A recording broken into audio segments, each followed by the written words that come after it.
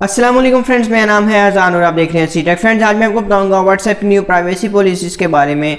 जैसे कि आप सब जानते हैं कि कुछ ही दिन पहले व्हाट्सएप ने अपनी जो प्राइवेसी पॉलिसीज़ हैं उनको अपडेट किया है, और आज की इस वीडियो में मैं आपको थोड़ी सी हाईलाइट बताऊंगा इनकी न्यू प्राइवेसी पॉलिसी के बारे में। और इसके अलावा एक गुड न्यूज़ है पाकिस्तान IT मिनिस्टर की तरफ से, और आज की इस वीडियो में हम दोनों चीज़ों को डिस्कस करेंगे। तो वीडियो को स्टार्ट करने से पहले मैं आपको रिकमेंड करूँगा, अगर मेरे चैनल को सब्सक्राइब कर लें और सब्सक्राइब के बाद बेल आइकन को क्लिक कर लीजिएगा, और बेल आइकन को क्लिक करने के बाद आने वाले 3 ऑप्शन में से आल को क्लिक कर लीजिएगा, ताकि मैं जब भी कोई वीडियो अपलोड करूँ आपको उसका नोटिफिकेशन आ जाए। तो चलें अब चलते हैं अपनी वीडियो की तरफ।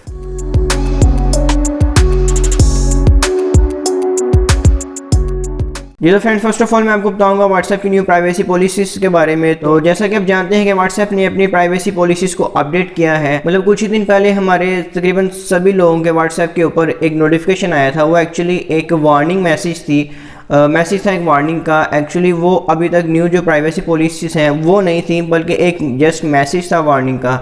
जो प्राइवेसी पॉलिसीज़ हैं वो 8 फरवरी से स्टार्ट होंगी। तो एक चीज़ मैं सबसे पहले क्लियर कर दूं कि कुछ लोग कह रहे हैं कि हमने अलाउ नहीं किया, और कुछ लोग कहते हैं हमने अलाउ कर दिया है। और जिन्होंने अलाउ नहीं किया वो तो कह रहे हैं, सोच रहे हैं कि अभी आगे से हमने इसको अलाउ करना है या नहीं करना, या फिर हम अगर इसको अलाउ नहीं करना तो किसी और जगह शिफ्ट हो जाते हैं, नहीं तो हम अलाउ करके इसी को यूज़ करेंगे, या इस तरह मतलब वो कन्फ्यूजन में हैं।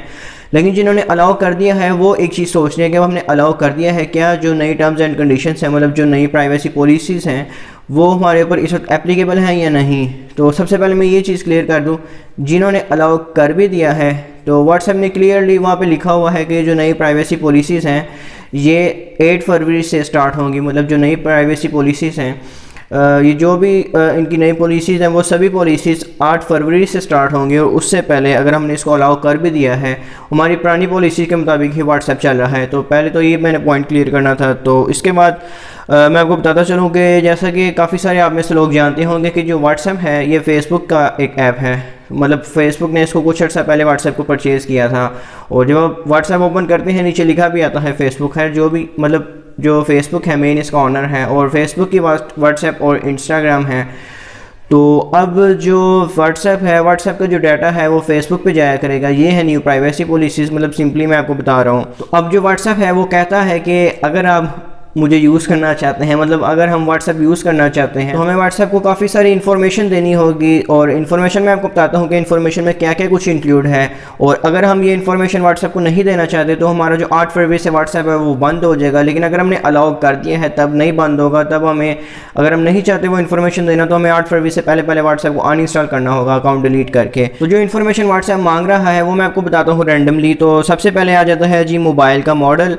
व्हाट्सएप जान सकेगा कि हमारा जो मोबाइल फ़ोन का मॉडल है वो क्या है। इसके अलावा वाईफाई के बारे में जान सकेगा कि अगर हम वाईफाई के थ्रू मोबाइल का इंटरनेट यूज़ कर रहे हैं तो जो वाईफाई है उसके बारे में जान सकेंगे। और इसके अलावा जान सकेंगे कि जो वो वाईफाई है उसके साथ और कौन कौन से यूज़र्स कनेक्टेड है, जो कि काफ़ी ज़्यादा ही ख़तरनाक बात है। और उसके बाद व्हाट्सएप जान सकेगा हमारे मोबाइल का battery level, signal strength, app version, मतलब जो हमारा ऐप का वर्जन है। तो ये तो चले इतनी खास बात नहीं है, इस तरह की कुछ बातें तो पहले ही व्हाट्सएप जानता है। ऐप वर्जन जान सकेगा। और इसके अलावा जिन कंट्रीज़ में व्हाट्सएप पेमेंट मौजूद है वहाँ पे पेमेंट की ट्रांजैक्शन जो है उसकी हिस्ट्री जान सकेगा व्हाट्सएप। और इसके अलावा ब्राउज़र इन्फो जान सकेगा। मतलब ब्राउज़र की इन्फो काफ़ी ज़्यादा, ये भी ख़तरनाक बात है कि मतलब व्हाट्सएप हमारा जान सकेगा कि हम नेट पे क्या क्या कुछ सर्च करते हैं। जो भी हमारी सर्च होगी वो व्हाट्सएप जान सकेगा।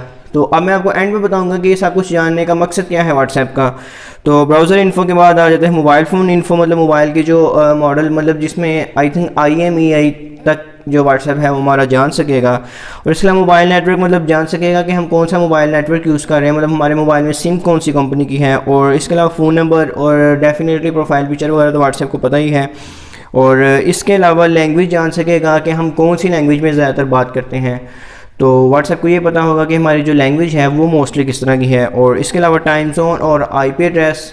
और अब ये जो चीज़ आ जाती है टाइम जोन और IP एड्रेस, इसके थ्रू हमारी लोकेशन देखी जा सकती है। व्हाट्सएप को अगर हम लोकेशन एक्सेस नहीं देते तब भी वो हमारी जो लोकेशन है उसको एक्सेस कर सकता है टाइम जोन और IP एड्रेस के थ्रू, जो कि काफ़ी ज़्यादा खतरनाक बात है। क्योंकि व्हाट्सएप एक जस्ट मैसेजिंग ऐप है, उसको आई थिंक इतना कुछ इकट्ठा करने की क्या ज़रूरत है। और तो ये जो सारी इन्फॉर्मेशन है ये व्हाट्सएप इकट्ठा कर रहा है। और व्हाट्सएप जस्ट एक मैसेजिंग ऐप है, मतलब और भी चले कुछ फीचर्स हैं, बट जो भी व्हाट्सएप हमारा उतना डाटा मांग रहा है जितना हमारी गवर्नमेंट भी नहीं रिक्वायर करती। मतलब जो हमारी गवर्नमेंट है उसको भी इतना डाटा नहीं चाहिए हमारा जितना डाटा व्हाट्सएप इकट्ठा कर रहा है। तो अब इसकी रीज़न के बारे में आपको बताता चलूँ। इसकी रीज़न ये है कि व्हाट्सएप एक्चुअली जो हमारा डाटा है कंपनीज़ को बेच सकता है। तो ये डाटा कलेक्ट करने की रीज़न ये है कि कुछ अर्से बाद व्हाट्सएप का प्लान है कि व्हाट्सएप एड्स शो किया करेगा हमारे सामने।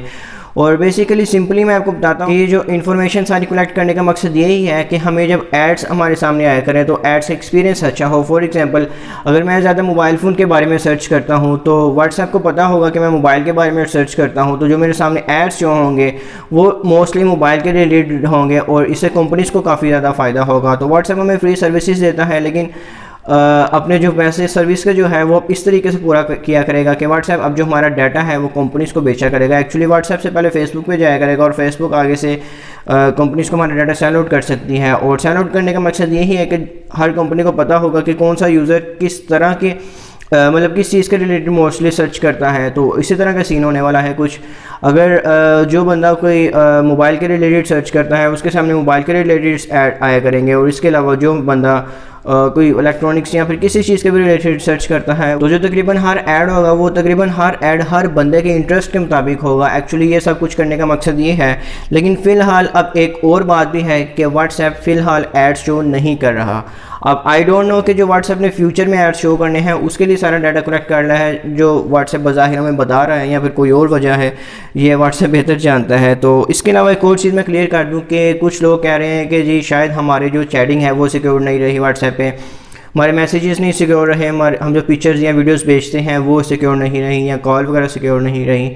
तो अभी तक ये चीज़ तो क्लियर है कि व्हाट्सएप में एंड टू एंड एनक्रिप्शन अभी तक मौजूद है। मतलब जो भी हम कोई मैसेज किसी को भेजते हैं तो वो सिर्फ सेंडर को और रिसीवर को पता होगा कि क्या मैसेज है। फॉर एग्जांपल मैं एक बंदे को मैसेज भेजता हूँ तो मेरा जो मैसेज है जब मेरे व्हाट्सएप से निकलेगा तो वो सीधा पहले व्हाट्सएप के सर्वर में जाएगा, लेकिन एनक्रिप्ट होकर जाएगा अगर दूसरा बंदा ऑफलाइन है तो जब तक वो दूसरा बंदा ऑफलाइन रहता है तब तक वो जो मैसेज है व्हाट्सएप के सर्वर में एनक्रिप्टेड सेव रहेगा, और जब वो बंदा ऑनलाइन हो जाएगा तो जो मेरा मैसेज है वो सीधा दूसरे बंदे के व्हाट्सएप में चला जाएगा, और तब जो व्हाट्सएप के सर्वर से मैसेज है वो रिमूव कर दिया जाएगा। और फॉर एग्जांपल अगर एक बंदा 30 दिन तक ऑनलाइन नहीं होता तो तब वो जो मैसेज है व्हाट्सएप के सर्वर से ऑटोमेटिकली डिलीट हो जाएगा। मतलब जो व्हाट्सएप के सर्वर पर भी मैसेज आते हैं वो भी एनक्रिप्टेड होते हैं। इसका मतलब ये है कि व्हाट्सएप की जो चैटिंग है वो अभी तक सिक्योर है व्हाट्सएप के अकॉर्डिंग।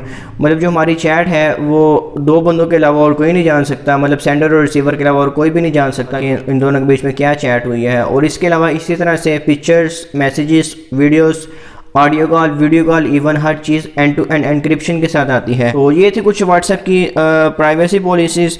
तो एक और चीज़ मैंने आपको क्लियर कर दी कि व्हाट्सएप की जो एंड टू एंड एनक्रिप्शन है वो अभी तक है। व्हाट्सएप ने इसके बाद हमारे सामने कुछ पेजेस की फॉर्म में हमारे सामने अपनी समझ लें कि क्लियरिफिकेशन दी। वो ये थी कि व्हाट्सएप ने डिफरेंट पिक्चर्स की फॉर्म में हमें बताया कि हमारी जो सिक्योरिटी है वो ऐसे की वैसी है। तो ये मैं आपको सच्ची बात बताऊँ, ये एक्चुअली व्हाट्सएप ने हमें वो चीज़ें तो बताई नहीं जो प्राइवेसी पॉलिसीज़ में नहीं आई हैं, उन्होंने दूसरी चीज़ों के बारे में बता दिया कि दूसरी चीज़ें सिक्योर हैं। जैसा कि व्हाट्सएप ने ये बताया कि जो व्हाट्सएप की शेयर्ड लोकेशन है वो एंड टू एंड एनक्रिप्टेड है। मतलब जो शेयर्ड लोकेशन है व्हाट्सएप को भी नहीं पता होगा कि लोकेशन क्या है। फॉर एग्जांपल मैं अपने व्हाट्सएप से किसी को लोकेशन शेयर करता हूँ, व्हाट्सएप का कहना यह है कि जो वो जो शेयर्ड लोकेशन होगी वो जस्ट मुझे पता होगी या फिर जिस बंदे को मैं शेयर कर रहा हूँ उस बंदे को पता होगी, इवन व्हाट्सएप को भी नहीं पता होगी। अब ये तो बात आ गई शेयर्ड लोकेशन की, लेकिन अगर शेयर का लफ्ज़ हटा लें बाकी रह जाता है लोकेशन, तो जो लोकेशन है वो तो IP एड्रेस और टाइम जोन के थ्रू व्हाट्सएप को काफ़ी हद तक पता लग जाएगा। मतलब वैसे जो हमारी लोकेशन है वो व्हाट्सएप को पता होगी, लेकिन व्हाट्सएप ने जो अपनी क्लैरिफिकेशन दी है उसके अंदर जस्ट व्हाट्सएप ने शेयर लोकेशन का नाम दिया है, जो कि आप समझ ही गए होंगे। मतलब जस्ट शेयर लोकेशन की बात हो रही है, वैसे नहीं बात हो रही।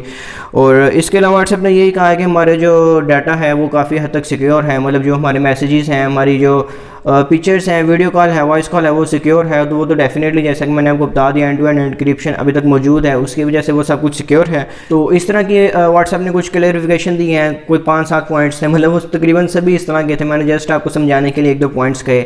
जो उन चीज़ें पहले ही व्हाट्सएप में ऑलरेडी मौजूद हैं, जिनको अपडेट नहीं भी किया गया, व्हाट्सएप ने वो चीज़ें बताई हैं कि ये जो हमारी चीज़ें हैं भाई वो अच्छी हैं। मतलब अच्छी बातें व्हाट्सएप ने अपनी बता दी कि ये हमारी अच्छी बातें हैं, तो घबराने की ज़रूरत नहीं। ये कहा है कि घबराना नहीं। लेकिन जो व्हाट्सएप की नई पॉलिसीज़ हैं उसके रिलेटेड समझ लें कि व्हाट्सएप ने कोई क्लैरिफिकेशन नहीं दी।